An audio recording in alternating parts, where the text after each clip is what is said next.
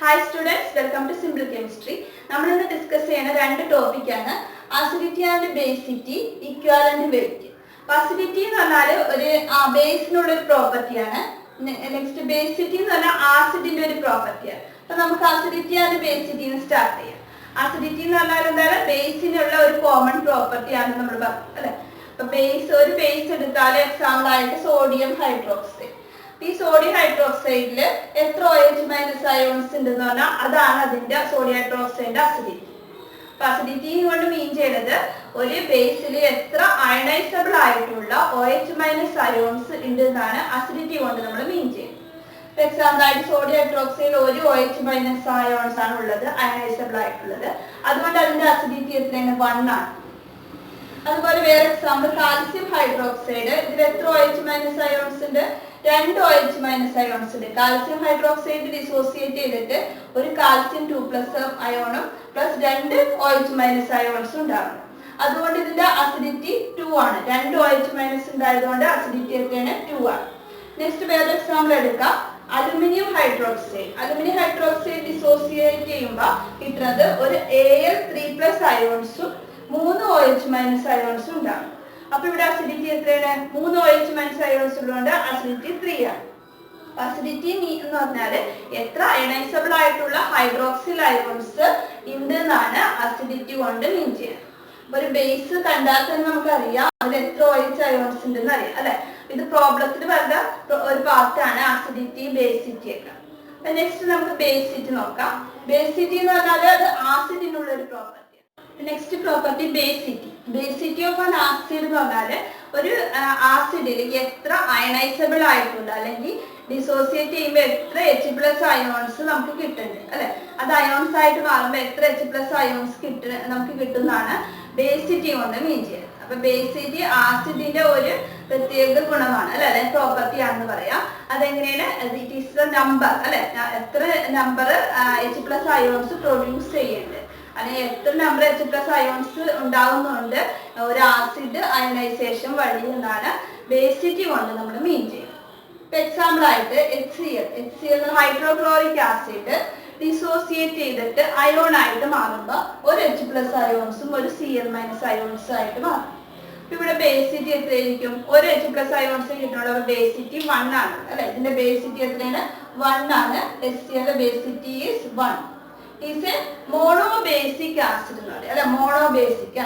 One basic. Next, H2SO4. H2SO4 is sulfuric acid. Ionization H plus 2 H plus. That's SO4 2 minus sulfate ion.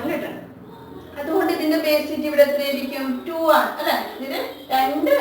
H plus basicity 2. Dibasic acid. So basicity means H plus ions acid dissociate H plus ions basicity means. Where example H3PO4. 3 H plus PO4 3 minus. That's basicity 3. H3PO4 phosphoric acid. Phosphoric acid basicity 3. For example, organic acid CH3COOH. Then acetic acid. Acetic acid dissociate ions CH3COO minus or H plus down. The formula we 4 hydrogen. 4 hydrogen down basicity 4 the ion side hydrogen ions in basicity means. But in the basicity is 1. Basicity is 1. Basicity is acid dissociate hydrogen ions produce basicity means. Clear? Next topic is equivalent weight. Second topic is equivalent weight of acid and base. Equivalent weight is formula. Equivalent weight is equal to molecular weight of acid and base divided by acidity or basicity. Acid and the property basicity molecular weight divided by basicity equivalent weight. Acid base molecular weight divided by acidity. ഏതാണ് നമുക്ക് തന്നിരിക്കുന്നത് കണ്ടുപിടിക്കാൻ പറഞ്ഞിരിക്കുന്നത് അതനുസരിച്ചിട്ട് acidity basicity അവിടെ add ചെയ്യും അല്ലെ, substitute ചെയ്യണം. അപ്പൊ നമുക്ക് ഒരു ആസിഡ് എടുക്കാം, ഒരു എക്സാമ്പിൾ ചെയ്ത് നോക്കാം. Calculate the equivalent weight of sulphuric acid. ഒരു ആസിഡ് ആണ്. അപ്പൊ ഇക്വേഷൻ എന്തായിരിക്കും? ഇക്വലന്റ് വെയിറ്റ് അല്ലെ, ഇക്വലന്റ് വെയിറ്റ് കണ്ടുപിടിക്കാൻ ഇക്വേഷൻ നമ്മൾ പറഞ്ഞു എന്താണ്? മോളിക്യുലർ മാസ് അല്ലെങ്കിൽ molecular weight divided by acidity or basicity ആണ്. സിമ്പിൾ ആണ്. ഇപ്പൊ ഡെഫിനിഷൻ ചോദിച്ചാലും നിങ്ങൾ ഈ ഇക്വേഷൻ എഴുതിയാൽ മതി. Equivalent weight, what is equivalent weight എന്ന് വെച്ചാൽ ഇറ്റ് ഈസ് എന്താണ്? Molecular weight divide by acidity or basicity എന്ന് എഴുതിയ 1 മാർക്ക് ഷുവർ ആണ്. അപ്പൊ equivalent weight is equal to എന്താണ്? Molecular weight divided by basicity ആണ് അല്ലെ.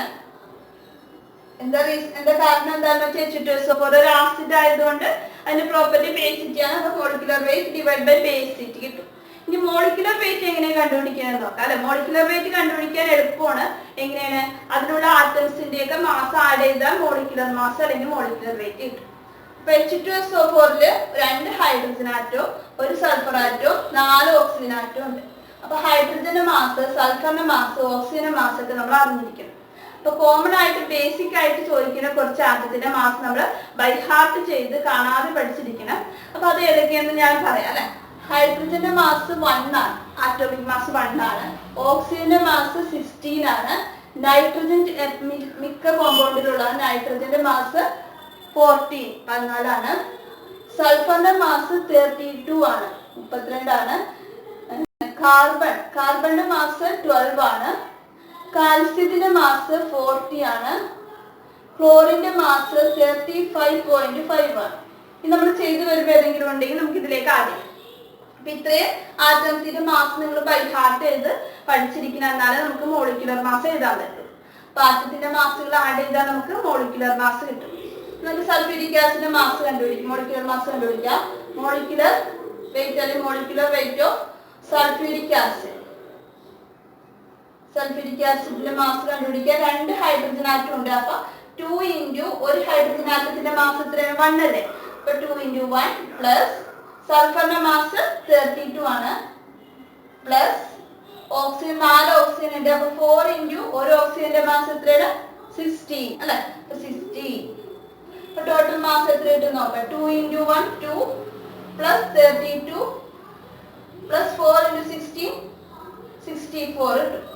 അപ്പൊ ടോട്ടൽ മാസ് എത്ര കിട്ടുകയാണ്? 98 ആണ്, ഗ്രാമാണ്. 98 ഗ്രാം ആണ് സൾഫ്യൂരിക് ആസിഡ് മോളിക്യുലർ വെയിറ്റ് നമുക്ക് കിട്ടി. ഇനി ബേസിറ്റി കൂടി കിട്ടിയാൽ നമുക്ക് ഇക്വലന്റ് വെയിറ്റ് കണ്ടു. ബേസിറ്റി സൾഫ്യൂരിക് ആസിഡ് അയണൈസേഷൻ വഴി എത്ര ഹൈഡ്രജൻ അയോൺസ് തരുന്നുണ്ട്?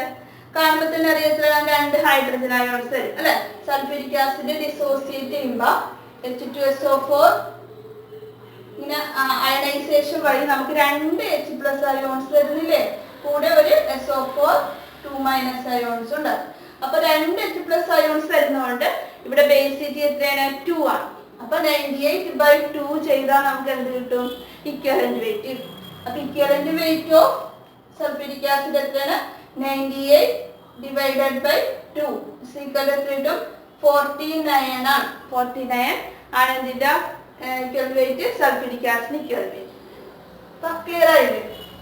ഇനി നമുക്കൊരു ബേസിന്റെ നോക്കാം. ബേസിന്റെ ഇക്വലന്റ് വെയിറ്റ് എങ്ങനെ കണ്ടുപിടിക്കുക നോക്കാം. ഒരു ബേസ് എടുത്തിട്ടുണ്ട്, കാൽസ്യം ഹൈഡ്രോക്സൈഡ്. കാൽസ്യം ഹൈഡ്രോക്സൈഡിന്റെ ഇക്വലന്റ് വെയിറ്റ് കണ്ടുപിടിക്കണം. അപ്പൊ ഇക്വേഷൻ എഴുതാ. Equivalent weight equal to molecular weight divided by, ഇവിടെ ബേസ് ആണ്, അപ്പൊ ഡിവൈഡ് ബൈ അസിഡിറ്റി ആണ്. അസിഡിറ്റി ആണ് ഇക്വേഷൻ കിട്ടി നമുക്ക്. ഇനി നമുക്ക് മോളിക്യുലർ വെയിറ്റ് കണ്ടുപിടിക്കാം അല്ലെ. കാൽസ്യം ഹൈഡ്രോക്സൈഡിന്റെ മോളിക്യുലർ വെയിറ്റ് കണ്ടുപിടിക്കാം. മോളിക്യുലർ വെയിറ്റ് എത്രയായിരിക്കും? ഒരു കാൽസ്യം ആറ്റം ഉണ്ട്. കാൽസ്യത്തിന്റെ വെയിറ്റ് എത്രയാണ്? ആറ്റോമിക് വെയിറ്റ് 40 ആണ്. പ്ലസ് ഓക്സിജനും ഹൈഡ്രജനും 2 എണ്ണം ഉണ്ട്.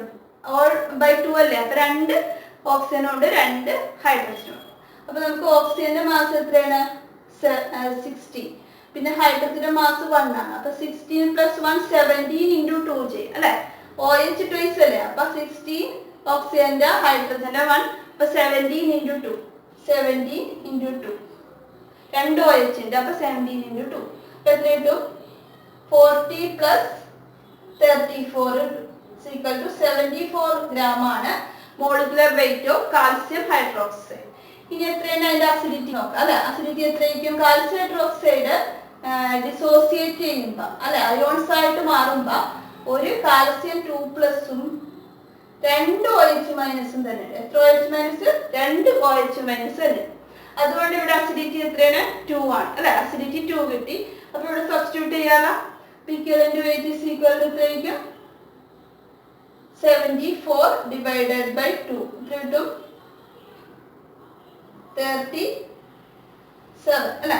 37 ആണ് equivalent weight of calcium hydroxide. Example കൊടുത്തിട്ടുണ്ട്.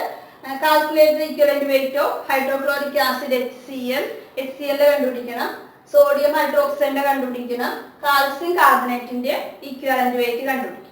ഫസ്റ്റ് എ എടുക്കാം നമുക്ക്. HCl. HCl ആസിഡ് ആണ്. അപ്പം ഇക്വേഷൻ എന്തായിരിക്കും? Equivalent weight is equal to molecular weight divided by basicity ആയിരിക്കും. അപ്പൊ ഇക്വലന്റ് മോളിക്യുലർ വെയിറ്റ് കണ്ടുപിടിക്കണം അല്ലെ. Molecular weight HCl molecular weight എത്രയായിരിക്കും നോക്കാം. Molecular weight is equal to ഒരു ഹൈഡ്രജൻ ഉണ്ട് ഒരു ക്ലോറിൻ ഉണ്ട്. ഹൈഡ്രജന്റെ 1 ആണ്.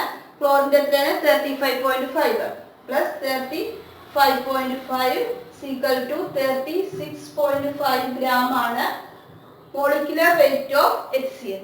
ഇനി അതിന്റെ ബേസിറ്റി എത്രയാണ് നോക്കാം. HCl ഡിസോസിയേറ്റ് ചെയ്യുമ്പോ ഒരു H+ഉം ഒരു Cl- ഉം ഉണ്ടാകും. അപ്പൊ ബേസിറ്റി എത്രയാണ്? 1 ആണ് അല്ലെ.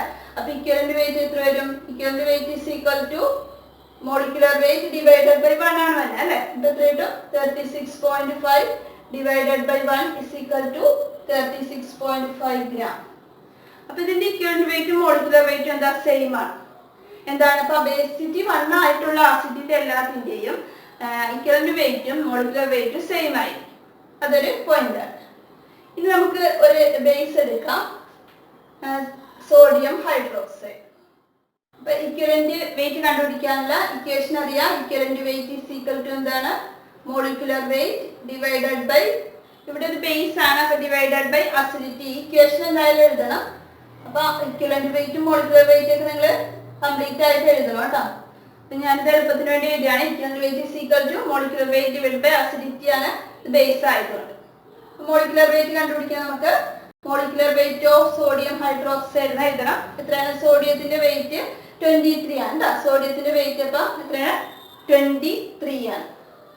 23 gram ആണ്. അപ്പൊ 23 പ്ലസ് ഒരു ഓക്സിജൻ ഉണ്ട് അല്ലെ. 16 പ്ലസ് ഒരു ഹൈഡ്രജൻ ഉണ്ട് 1. അപ്പൊ എത്ര കിട്ടും? 39 40 അല്ലെ. 40 gram ആണ് എന്തിന്റെ? സോഡിയം ഹൈഡ്രോക്സൈഡിന്റെ മോളിക്യുലർ വെയിറ്റ്. ഇനി അതിന്റെ അസിഡിറ്റി നോക്കാം അല്ലെ. NaOH അയണൈസേഷൻ വഴി എത്ര OH മൈനസ് അയോൺസ് നമുക്ക് കിട്ടുന്നു? എത്ര കിട്ടും? ഒരു OH മൈനസ് അയോൺസ് കിട്ടൂല. അതുകൊണ്ട് അതിന്റെ അസിഡിറ്റി 1 ആണ്. അപ്പൊ അതിന്റെ ഇക്വലന്റ് വെയിറ്റ് എത്രയായിരിക്കും? Molecular weight 40 divide by 1 is equal to 40 തന്നെയാണ് കിട്ടുന്നത് അല്ലെ. അപ്പൊ ഇതിന്റെ അസിഡിറ്റി 1 ആയതുകൊണ്ട് ഇതിന്റെ ഇക്വലന്റ് വെയിറ്റും മോളിക്യുലർ വെയിറ്റും എന്തായി? സെയിം ആയി മാറും. അപ്പൊ അസിഡിറ്റി ബേസിറ്റി 1 ആയിട്ടുണ്ടെങ്കിൽ ആ ആസിഡിന്റെ ബേസിന്റെ ഇക്വലന്റ് വെയിറ്റും മോളിക്യുലർ വെയിറ്റും എന്തായിരിക്കും? സെയിം ആയി. ക്ലിയർ ആയില്ലേ? Next example calcium carbonate. Calcium കാർബണേറ്റിന്റെ ഇക്വലന്റ് വെയിറ്റ് കണ്ടുപിടിക്കണം. ഇക്വേഷൻ എന്താ? Equivalent weight is equal to molecular weight divide by acidity അല്ലെ. അപ്പൊ മോളിക്യുലർ വെയിറ്റ് കണ്ടുപിടിക്കുക. കാൽസ്യം കാർബണേറ്റിന്റെ molecular weight is equal to എന്ത് വരും? കാൽസ്യത്തിന്റെ വെയിറ്റ് എത്രയാണ്? 40 ആണ്. 40 പ്ലസ് കാർബണിന്റെ വെയിറ്റ് 12 ആണ്. പിന്നെ 3 ഓക്സിജൻ ഉണ്ട്. അപ്പൊ 3 ഇൻറ്റു പ്ലസ് 3 ഇൻറ്റു ഒരു ഓക്സിജന്റെ വെയിറ്റ് നമുക്കറിയാം എത്രയാണ്? 16 അല്ലെ. 16 ആണ്. ടോട്ടൽ വെയിറ്റ് എത്ര കിട്ടും? 40 പ്ലസ് 12 പ്ലസ് 48 കിട്ടും അല്ലെ. 48. അപ്പൊ ടോട്ടൽ വെയിറ്റ് എത്ര കിട്ടും? 52 പ്ലസ് 48 100 gram ആണ് കാൽസ്യം കാർബണേറ്റിന്റെ മോളിക്യുലർ വെയിറ്റ് കിട്ടുന്നത്. ഇനി എന്ത് കണ്ടുപിടിക്കണം? അസിഡിറ്റി കണ്ടുപിടിക്കണം. അപ്പൊ അസിഡിറ്റി കണ്ടുപിടിക്കാൻ ഇങ്ങനത്തെ കോമ്പൗണ്ടിൽ അസിഡിറ്റി കണ്ടുപിടിക്കുമ്പോ അല്ലെ കാൽസ്യം കാർബണേറ്റിൽ ഹൈഡ്രോക്സിൽ അയോൺസ് ഒന്നുമില്ല അല്ലെ. ഇത് അയോണൈസേഷൻ വഴി എന്ത് കിട്ടുള്ളൂ? കാൽസ്യം അയോൺസ് കാർബണേറ്റ് അയോൺസേ കിട്ടുള്ളൂ. ഹൈഡ്രോക്സിൽ അയോൺസിന്റെ എണ്ണത്തിനെ നമ്മൾ അസിഡിറ്റി എന്ന് പറയാം. അപ്പൊ ഇവിടെ ഹൈഡ്രോക്സിൽ അയോൺസ് ഉണ്ടാ ഇല്ല അല്ലെ. അപ്പൊ ഇങ്ങനത്തെ കോമ്പൗണ്ടിന്റെ അസിഡിറ്റി കണ്ടുപിടിക്കാൻ വേറൊരു മെത്തേഡാണ് നമ്മൾ ചെയ്യുന്നത്. അപ്പൊ നോക്കാം, കാൽസ്യം കാർബണേറ്റ് എടുക്കാം, എന്നിട്ട് അതില് മോണോ ബേസിക് ആയിട്ടുള്ള ഏതെങ്കിലും ഒരു ആസിഡുമായിട്ട് റിയാക്ഷൻ നടത്താം. മോണോ ബേസിക് ആയിട്ടുള്ള ഒരു ആസിഡ് എന്ന് പറഞ്ഞാൽ HCl. മോണോ ബേസിക് എന്ന് പറഞ്ഞാൽ ബേസിറ്റി 1 ആയിട്ടുള്ള ഒരു ആസിഡ്, ഒരു ഹൈഡ്രജൻ ഉള്ള ആസിഡ്, ഒരു ഹൈഡ്രജൻ ഉള്ള ഏതെങ്കിലും ഒരു ആസിഡുമായിട്ടുള്ള റിയാക്ഷൻ എഴുതാം. അപ്പൊ കാൽസ്യം ഇങ്ങനെ ഹൈഡ്രോക്സിൽ അയോൺസ് ഇല്ലാത്ത, ഡയറക്റ്റ് ആയിട്ട് ഇല്ലാത്ത ബേസിന്റെ കേസിൽ അസിഡിറ്റി കണ്ടുപിടിക്കാനുള്ള മെത്തേഡാണ് നമ്മൾ പറയുന്നത്. ആ ബേസിനെ നമ്മൾ ഏതെങ്കിലും ഒരു മോണോ ബേസിക് ആയിട്ടുള്ള ആസിഡ് ആയിട്ട് റിയാക്ഷൻ നടത്താം. അപ്പൊ നിങ്ങൾ എപ്പോഴും HCl ആയിട്ടുള്ള റിയാക്ഷൻ എഴുതിയാൽ മതി. HCl എന്താണ്? ഒരു മോണോ ബേസിക് ആസിഡ് ആണ്. ബേസിറ്റി എത്രയും 1 ആണ്. HCl ആയിട്ട് റിയാക്ട് ചെയ്യുമ്പോൾ എന്ത് കിട്ടും? കാൽസ്യം ക്ലോറൈഡും കിട്ടും, വാട്ടർ കിട്ടും, കൂടെ കാർബൺ ഡൈ ഓക്സൈഡ് കിട്ടും. ഇതൊരു ന്യൂട്രലൈസേഷൻ റിയാക്ഷൻ ആണ് അല്ലെ. എന്തൊക്കെയാണ്? ഇതൊരു ബേസ് ആണ്, ഇത് ആസിഡ് ആണ്. ആസിഡും ബേസും കൂടി റിയാക്ട് ചെയ്യുമ്പോൾ സാൾട്ട് കിട്ടി, വാട്ടർ കിട്ടി, ഇത് കാർബണേറ്റ് ആയതുകൊണ്ട് ഇതിന്റെ കൂടെ കാർബൺ ഡൈ ഓക്സൈഡ് കൂടി കിട്ടും. അപ്പൊ ഇതാണ് റിയാക്ഷൻ. ഇനി റിയാക്ഷൻ ഒന്ന് ബാലൻസ് ചെയ്യണം. അപ്പൊ 2 സ്റ്റെപ്പാണുള്ളത്. അപ്പൊ ആദ്യം തന്നെ ഈ ബേസിന് ഒരു മോണോ ബേസിക് ആസിഡുമായിട്ട് റിയാക്ട് ചെയ്യുക, HCl ആയിട്ട് റിയാക്ട് ചെയ്യിപ്പിക്കാം. അപ്പൊ അതിന്റെ റിയാക്ഷൻ എഴുതുക, പ്രൊഡക്റ്റ് എഴുതുക. എപ്പോഴും പ്രൊഡക്റ്റ് എന്തായിരിക്കും? സാൾട്ട്, വാട്ടറും കാർബൺ ഡൈ ഓക്സൈഡും ഉണ്ടാവും. കാർബണേറ്റുകളാണ് നമ്മൾ എടുക്കുന്നത്, അതുകൊണ്ട് കാർബൺ ഡൈ ഓക്സൈഡും വാട്ടറും ഉണ്ടാവും, കൂടെ സാൾട്ടും ഉണ്ടാവും. എന്നിട്ട് ഇതിനൊന്ന് എന്ത് ചെയ്യുക? ബാലൻസ് ചെയ്യാം. ഇവിടെ ഒരു കാൽസ്യം, ഇവിടെ ഒരു കാൽസ്യം, ഇവിടെ 2 ക്ലോറിൻ ഉണ്ട്. അപ്പൊ ഇവിടെ എത്രയാണ്? 2 HCl എഴുതിയാൽ ഇത് ബാലൻസ്ഡ് ആയി. ബാക്കിയെല്ലാം ഓൾറെഡി ബാലൻസ്ഡ് ആയിട്ടുണ്ട്. വേണമെങ്കിൽ ചെക്ക് ചെയ്യാം. 3 ഓക്സിജൻ ഉണ്ട്, ഇവിടെ 2 ഓക്സിജൻ, 3 ഓക്സിജൻ ഉണ്ട്, ഇവിടെ 2 ഹൈഡ്രജൻ ഉണ്ട്, ഇവിടെ 2 ഹൈഡ്രജൻ ഉണ്ട്, ബാക്കിയെല്ലാം ബാലൻസ്ഡ് ആണ്. അപ്പൊ ഇതിൽ എത്ര മോണോ ബേസിക് ആയിട്ടുള്ള ആസിഡ് യൂസ് ചെയ്ത് നമ്മൾ 2 മോണോ ബേസിക് ആസിഡ് ആയിട്ട് ഇത് റിയാക്ട് ചെയ്യണം. ഒരു ബേസിന് 2 മോണോ ബേസിക് ആസിഡ് ആയിട്ട് റിയാക്ട് ചെയ്താലേ അത് ന്യൂട്രലൈസേഷൻ റിയാക്ഷൻ നടക്കുള്ളൂ. അപ്പൊ അങ്ങനെയുള്ള കേസിൽ, ഇങ്ങനെയുള്ള കേസിൽ നമ്മൾ കണ്ടുപിടിക്കുക എത്ര മോണോ ബേസിക് ആസിഡ് ഇവിടെ യൂസ് ചെയ്തിട്ടുണ്ട് എന്നുള്ളതാണ്. ന്യൂട്രലൈസേഷന് വേണ്ടി എത്ര മോണോ ബേസിക് ആസിഡ് വേണം എന്നുള്ളതാണ് അതിന്റെ അസിഡിറ്റി. OH- അയോൺസ് ഇല്ലാത്ത ബേസിന്റെ കേസാണ് നമ്മൾ പറഞ്ഞത്. അവിടെ അസിഡിറ്റി കണ്ടുപിടിക്കാൻ എന്താണ്? എത്ര മോണോ ബേസിക് ആസിഡ് വേണം അതിനെ ന്യൂട്രലൈസേഷൻ നടത്താൻ ഇക്വേഷൻ വഴി കണ്ടുപിടിക്കും. അതാണ് അതിന്റെ അസിഡിറ്റി. അപ്പൊ ഇവിടെ എത്രയാണ് അസിഡിറ്റി? 2 അല്ലെ. 2 HCl അയോൺസ് ആണ് ഇവിടെ യൂസ് ചെയ്തത്, അതുകൊണ്ട് അസിഡിറ്റി എത്രയാണ്? 2 ആണ്. അപ്പൊ അസിഡിറ്റി എത്രയാണ്? 2. Acidity equal to 2. അപ്പൊ ഇങ്ങനത്തെ ക്വസ്റ്റ്യൻ കണ്ടാൽ നിങ്ങൾക്ക് ഡൗട്ട് വരും, അവിടെ OH- അയോൺസ് ഇല്ല, അപ്പൊ അസിഡിറ്റി ഇല്ലേ, അപ്പൊ അസിഡിറ്റി 0 ആണോ എന്താണെന്ന് ഡൗട്ട് വരും. അപ്പൊ അങ്ങനത്തെ കേസിൽ എന്ത് ചെയ്യണം? ഒരു HCl ആയിട്ട് റിയാക്ട് ചെയ്യിപ്പിക്കുക. HCl ആയിട്ട് റിയാക്ട് ചെയ്യുമ്പോൾ പ്രൊഡക്റ്റ് ചെയ്താൽ എന്നിട്ട് അത് ബാലൻസ് ചെയ്യാം അല്ലെ. അപ്പൊ കാൽസ്യം കാർബണേറ്റ് ആകുമ്പോൾ എത്രയാണ്? 2 HCl വന്നു. അപ്പൊ ബേസിറ്റി അസിഡിറ്റി എത്രയാണ്? 1, 2. ഇനി നമുക്ക് ഈ ഇക്വേഷൻ സബ്സ്റ്റിറ്റ്യൂട്ട് ചെയ്യാം. Equivalent weight is equal to molecular weight 100/2 എത്ര കിട്ടും? 50 ഗ്രാം. അപ്പൊ ഇക്വലന്റ് വെയിറ്റിന്റെ പ്രോബ്ലം വന്നാല് ഡയറക്റ്റ് നമുക്ക് ആസിഡിന്റെ വന്നാൽ എന്ത് ചെയ്യണം? മോളിക്കുലർ വെയിറ്റ് ബൈ ബേസിറ്റി ചെയ്താൽ മതി. മോളിക്കുലർ വെയിറ്റ് കണ്ടുപിടിക്കാൻ അറിയണം. അതിന് ഈ ആറ്റോമിക് വെയിറ്റ് ഒക്കെ ബൈ ഹാർട്ട് ചെയ്തിരിക്കണം. ബൈ ബേസിറ്റി ചെയ്താൽ മതി. ബേസിറ്റി എന്ന് പറഞ്ഞാൽ നമ്പർ ഓഫ് ഹൈഡ്രജൻ അയോൺസിന്റെ എണ്ണത്തിന്. അതുപോലെ ബേസ് ആണെങ്കിൽ എന്താണ്? മോളിക്കുലർ വെയിറ്റ് ബൈ അസിഡിറ്റി ആണ് ചെയ്യേണ്ടത്. അപ്പൊ ബേസിന്റെ കേസിൽ എത്ര OH- അയോൺസ് ഉണ്ടെന്നാണ് അതിന്റെ അസിഡിറ്റി. അപ്പൊ OH- അയോൺസ് ഇല്ലാത്തതിന്റെ കേസാണ് നമ്മൾ പറഞ്ഞത്. എന്ത്?